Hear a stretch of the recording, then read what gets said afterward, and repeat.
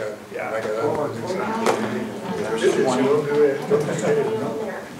You're thinking about something there. Yeah, but right.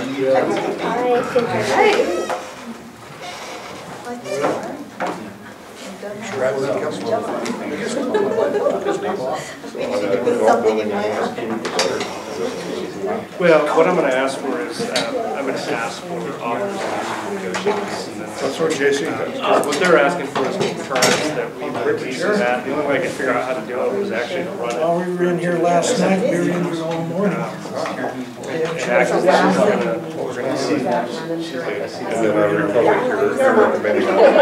This is what's going on today. All the audit scores, just the adoption. No, I thought the other. The people that we It's a good cause. Yeah, I think he is.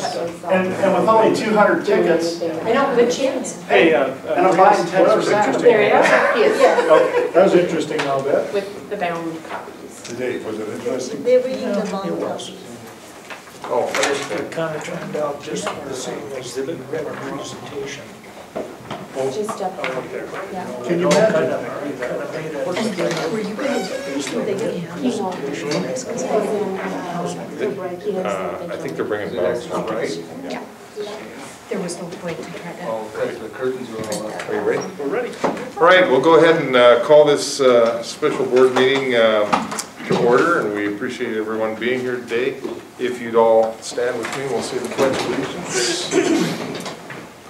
I pledge allegiance to the flag of the United States of America and to the republic for which it stands, one nation, under God, indivisible, with liberty and justice for all. Thank you. Do roll call. Commissioner Talcott is absent. Commissioner Swenson? Present. Commissioner Trapila? Present. Commissioner Gertrawitz? Here. Good. Commissioner Humble? Here. Commissioner Robinson is absent. And Commissioner Moran is present. This will be a fairly short meeting. We'll go ahead to the consent agenda, which only consists of approving the board minutes from last meeting. All the commissioners received those minutes. Is there any, well, let's go ahead and is there any additions or corrections to the minutes? Is there a motion for approval? Is there a second? Second. Any discussion? All in favor? Aye. One thing I'd note, the reason we don't have any financial reports is we don't have any of the results reported yet. So Right. when we meet early in the month, that tends to happen. Right. And no dissent, so it's approved, minutes are approved. And we will go to item number 1 immediately, and that's the Galt Building Inclusion Director. Yes, as we reported last month, the Montana Air National Guard has indicated some interest in the old Galt building, the Army Reserve building on the corner of their property there of the Mang lease. The main reason is because it is immediately adjacent to their gate and it violates their regulations in terms of force security to have an outside use or private use or anything like that in that parcel. So they would like to control that area. We have had some preliminary discussions with them. They're preparing a package that will go to Washington, D.C. To ask for approval to take over that parcel. The one stipulation is we would like to transfer the assets of the Army Reserve directly to Montana Air National Guard with the proviso that they would eventually remove those assets. We've drafted a letter that we showed you last month, and now it's in the packet that we would intend to give to the Montana Air National Guard to express our concurrence. That's an important step so that they can go back to D.C. and represent that we're willing to lease them that site, and that'll finish their proposal. So what I would ask the board is, obviously we don't want to automatically lease it to them. I would ask the board's permission to negotiate a lease amendment with the Montana Air National Guard, the tenements of which would be that we would add it to the lease in exchange for them accepting responsibility for the improvements and the eventual demolition and proper disposal of those improvements. And our intention would be that would be a $0 addition to the lease, which is already a $1 lease. But we do believe the fair market value would be easily achieved by getting them to remove those improvements. Our construction engineer, CHO Hill, estimates it would be $500,000 for us to remove the current improvements and remediate the site. And if they would do that, we feel that's more than adequate for the amount of acreage that they can take. I'll so move if I don't have to repeat everything you said. All right, there's a motion on that, there's been a motion made for the authority given to the director to negotiate a lease amendment on behalf of the airport authority with the Montana International Guard regarding the golf building. Is there a second to that motion? Is there discussion on the motion? Any discussion on the motion? All in favor? Aye. Aye. Opposed? Motion passes. Item number 2, the Republic parking lot proposal. Who wants to run the projector? We've got a real quick, we had a couple of points of feedback last month on the Republic proposal, so we did want to show the board kind of what areas are going to be impacted by that. As we mentioned last month, the goal of this proposal is to put a new structure over top of the existing toll plaza. Today we have 2 booths and an auto pay station that are exposed to the weather. And as you know, when it blows in Great Falls, a lot of times that weather is coming in sideways while folks are trying to pay. In particular, the pay station, where they're trying to get money into that slot or credit card into that slot, that's gotten packed full of snow, or it'll actually rain right into it. And so they've had to hood it on days where we've had bad weather. In addition to that, as you can see in this photo here, these are relatively short. Throughout the parking lot, it's very difficult to figure out where to go to get to the exit. By putting a canopy structure up over the top of that, we could direct people much easier to the lanes. And then once you get up there, there'll be a lighting system that'll tell you which lanes are open and which lanes are closed. So that's the intent there. And then the last component of this modification would be to alter this lane to allow 3 longer queuing lanes at the exit. Today, there's like 1.5 queuing lanes. As you get up there, you can only fit about 1.5 cars or 2 cars in before it cuts off the access to that automatic card reader. And what they'll do is they'll skinny back this long island of sidewalk so that we can actually get 3 or 4 cars queued in there simultaneously next to each other. And then on the exit, this is a single exit lane today.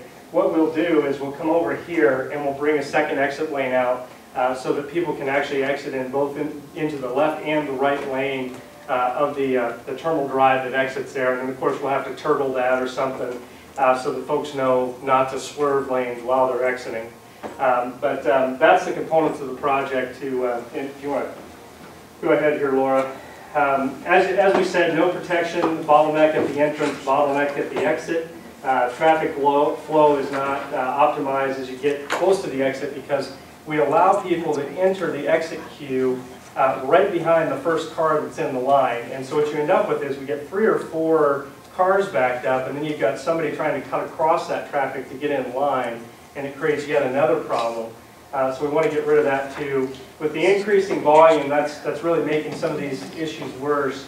Our revenue control system is older. We're not going to address that with this particular lease extension, which we're asking to do a 4-year extension.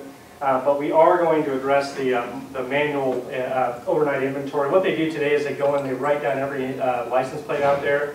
We get a lot of people that go through the exit and say they lost their ticket. And so what they are able to do is reconcile that back. The problem is it's taken them all night to inventory the lot now that we're up to, some nights, close to 1,000 cars. And so what they've got nowadays is they've got a system where they can go by and it'll automatically record that license plate number, and then it records in a database so that they can look it up a lot quicker. And so that's the other piece of the $133,000 Republic plans to spend is an automated system to help us do that nightly inventory. Go ahead. And as I said, this is the exit today. As you're coming up to the toll plaza, you can see there's not room there to queue very many cars before all of a sudden you've choked out the self-pay station. What we plan to do is come in the other side of this pole and open up an entirely new lane. This is that other lane right in here. You can see the curves start to return that we talked about, where people are kind of cutting across the line, and there's people stacked up 3 or 4 deep, and then you've got somebody trying to merge in over here, creating additional problems. Go ahead. Here's the opposite side. That's that exit again, which we talked about. That canopy will extend over all of these. Go ahead to the next one. Look at the. This is the 2 exit lanes that exist today. All we're going to need to do is cut through that curb in order to get people over to that. This is the old entry lane from the employee parking lot. You may remember we moved the employees out of there last year. They had their own discrete entrance and exit so that we could keep the two revenue control systems separate. Now we don't need to do that because it's all one big lot. So what we'll be able to do is to take out this island and create that additional exit. Go ahead. There's our Iowa pay station, nothing protecting it today. And what we're going to actually do is move that over to that old employee entrance to give it some separation so that we don't have so much activity happening there. And then it'll come in line with these other sheds so that we can put that canopy across them all. That's a rendering of kind of what the canopy would look like once we're done. As I said, you can see the revenue machine has been moved over to here, and they'll have its own discrete lane over in there. And that structure will be closed on the one side to keep the wind from blowing underneath it. That'll be what you see when you pull up. It'll tell you, credit card. Ours can actually take cash also, so we can modify that next message, and then the public will immediately know which of the two pay stations is open or closed. At night, it's much easier to see that. Today, we have nothing, and it's pretty dark out there. And then I think you may have went the wrong way there. So they gave us an extra. They gave us an extra. And this is a rendering of what we showed last month. Go to the next one. I think that's the new. These are the areas that will be impacted. Like I said, we're going to cut that island out. We're going to cut the curb back and create a bigger exit area. And then we're going to add the machine over in here, put the canopy over everything. Go ahead to the next one. This is what we looked at last year when we did the expansion. These are the two expansion areas. And this is the parking lot we talked about with the water tower. Is there another one bigger than that? Oh, There is at the very end. at the very end. Yeah, let's look at that one. Here's the entirety of that lot where where the water tower is. As I said before last month, what we will eventually most likely need to do is as you come through here, we'll probably bring this lane out and drag it across this area, somewhere in there, to do the exit, or we'll create a way to merge this maybe across here and then have a parking lane that merges in so we can have a lot exit. But eventually what we're going to want to do is get the toll plaza backed up into this area one way or the other and bring that exit road out here so that we can get some space between the lot and the parking. As you can see, the parking today is jammed up into there with the toll plaza, and there's no room to separate the two without hitting that road. Eventually what we want to do is, as we fill in this whole area, back up that exit lane and get everything back into where we can have a longer queuing area to exit that parking lot. That's more of a 10-year solution. What we're looking at now is closer to a 5-year solution, which will be pretty close to the end of the Republic contract. So as we end the Republic contract, we'll be looking at the next round of expansion, revenue control system, some changes to the airport exit in order to accommodate more queuing for that toll plaza. Go ahead. That's the last one. That's the last. There's the budget. As I said, about $130,000. Canopy making up the majority of that. The lighted signs are fairly expensive. We've got some grading to do. The additional move of that equipment, and then some striping at the end. The LPI equipment is the inventory equipment we talked about. So that's the entirety of the budget. And as we mentioned, what we are looking to do is to extend the contract for 4 years. That would give us a total of 6 years to amortize the $130,000.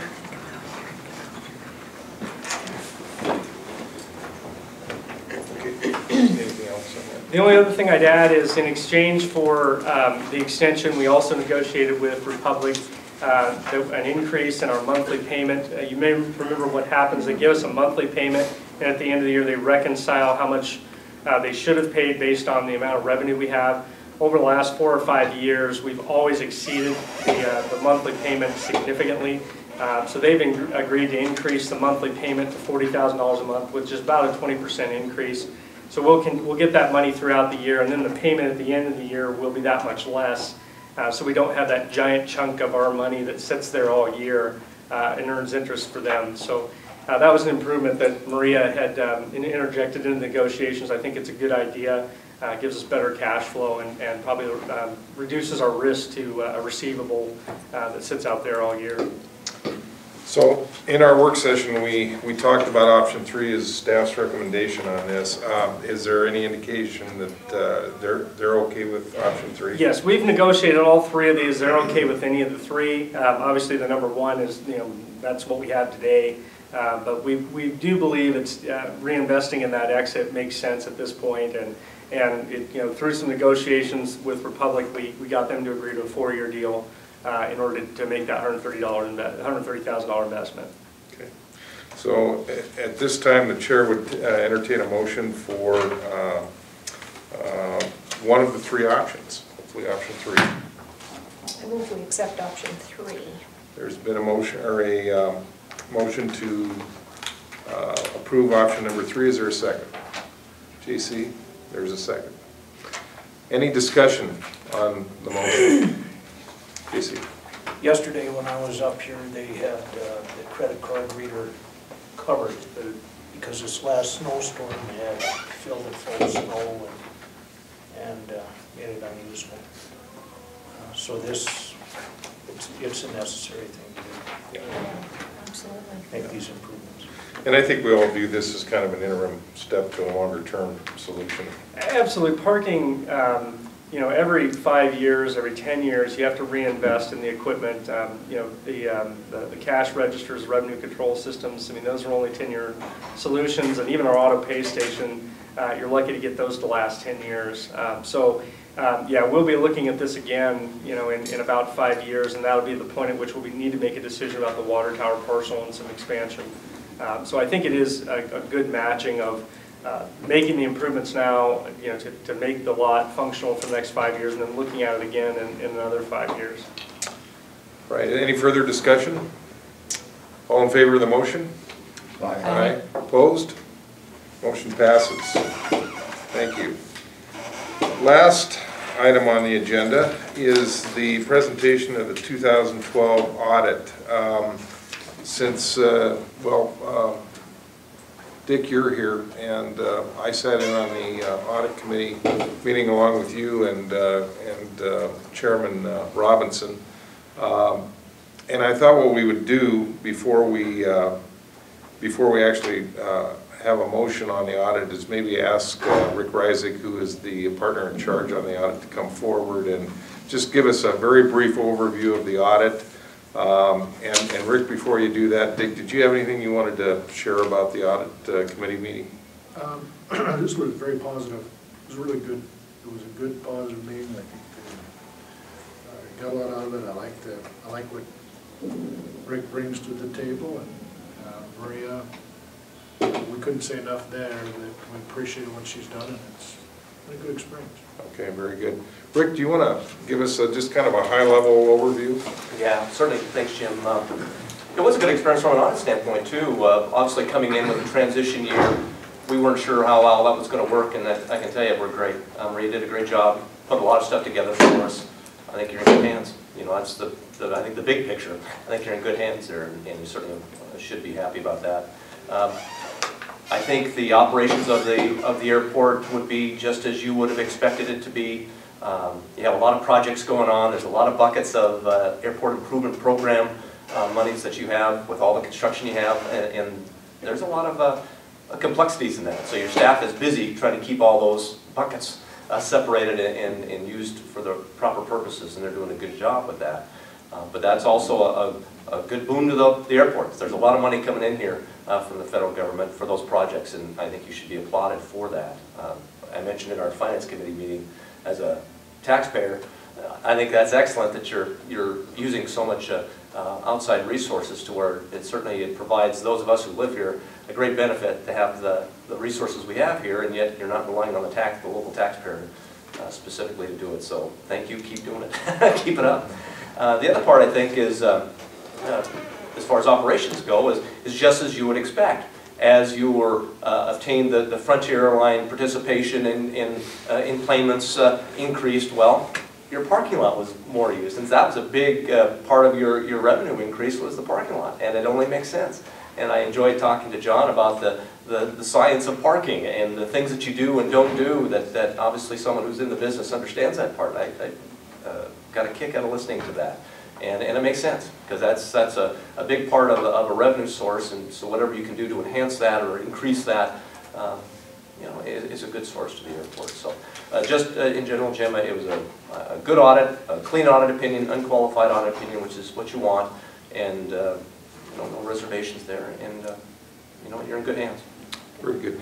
Can you just pass those down? And yeah, and I apologize, they're hot off the press, that's why I came in late. They're literally hot, probably. Oh, they were burning the coffee machine, but great. and I suspect that you did receive drafts, We but did. and again, I apologize. Thanks. Do you want to say anything about the management report on the inside? Yeah, I would. Maria and I coordinated a few changes to the management discussion this year. You know, as we looked at it, the management discussion, it's our opportunity to discuss the things that we think are important. And what we had done in the past is we presented both revenues and expenses on a cost center basis. The cost centers, you know, their accounting functions, and primarily their function is rate setting for the airlines for us. That's the main thing we use them for. We do track costs across them fairly closely because they're geographical in nature. Landside cost centers include terminal and roadways, and then you've got the airfield as a cost center too. So it makes sense to track cost in that way because the best way to match a cost is where it occurred from our perspective. The revenues, on the other hand, we like to talk about those in terms of how they're denominated. And the revenues to us, we kind of denominate those as passenger-related activities and as airline-related activities, and then as other activities like land leases and those types of things. And so that's the change we made to the management discussion this year, was to present the management discussion in those in that light, because that gives people the best idea of what levers are being pulled in order to get those revenues to grow or shrink and those types of things. And you can see clearly from that presentation that things that were denominated in passengers grew aggressively because we had aggressive passenger growth. As many of you know, since I got here 2.5 years ago, it's been one of my primary goals to reduce costs to the airlines. So our airline revenues grew at a much slower pace. There was more airline activity, but we've also been lowering rates in order to attract more airline activity. And so that activity grew at a much slower pace, a little less than 4%. And then our other revenues, like our land leases, grew hardly at all because those are not affected by any type of activity denominator. They're longer-term leases that grow at a very slow pace over a very long period of time. However, they provide a very predictable and stable source of revenue to augment activities that are denominated in passengers, like parking. So, you know, I think the things I would point out is, you know, from our perspective, we had aggressive revenue growth this year combined with cost control. And what that allowed us to do is contribute to our reserves.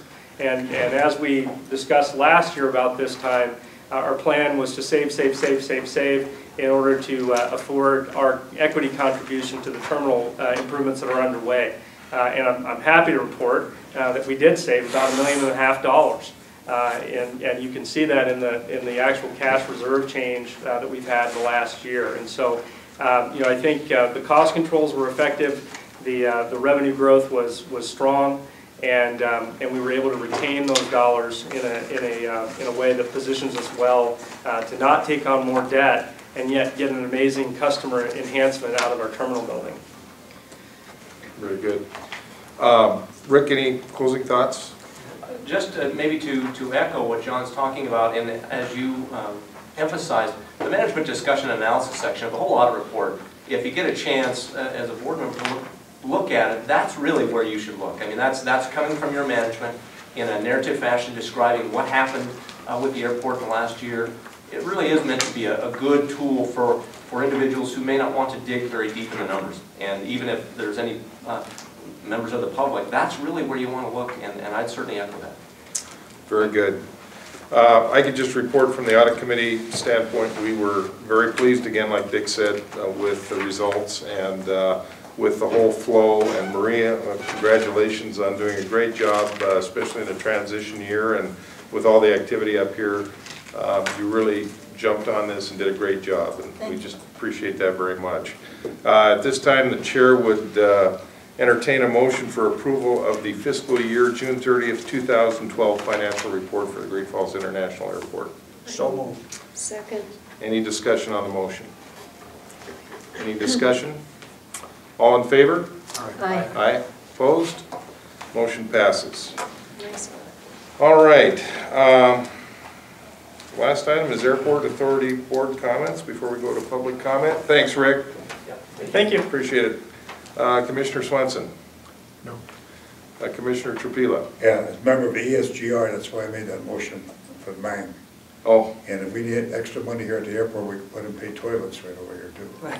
Well, that's a good idea. What did we think? That's a good idea. there's a heck of an idea. Nothing else. Nothing else? GC? Merry Christmas. All right.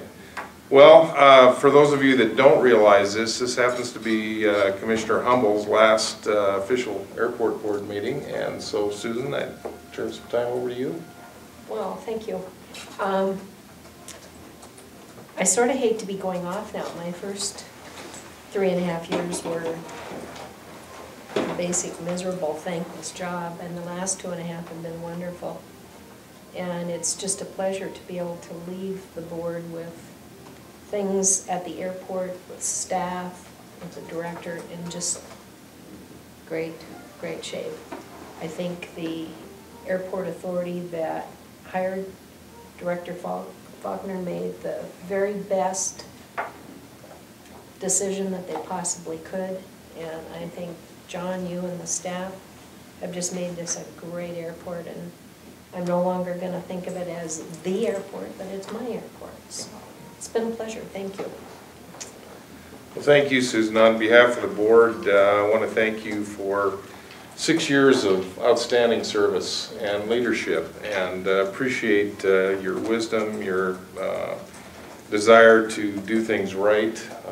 You've always given everything that you could in terms of your time and talents to the Airport Authority Board, and I just very much appreciate all that you've done to give us the level of results that we're seeing today. And I really believe that you've had a major part in that. So I want to thank you for your service. Thank you. Appreciate that very much. With that, any public comment? Any public comment? All right. Well, I want to, on behalf of the board, wish everyone a Merry Christmas and a Happy New Year. And we will stand adjourned until the last week of January.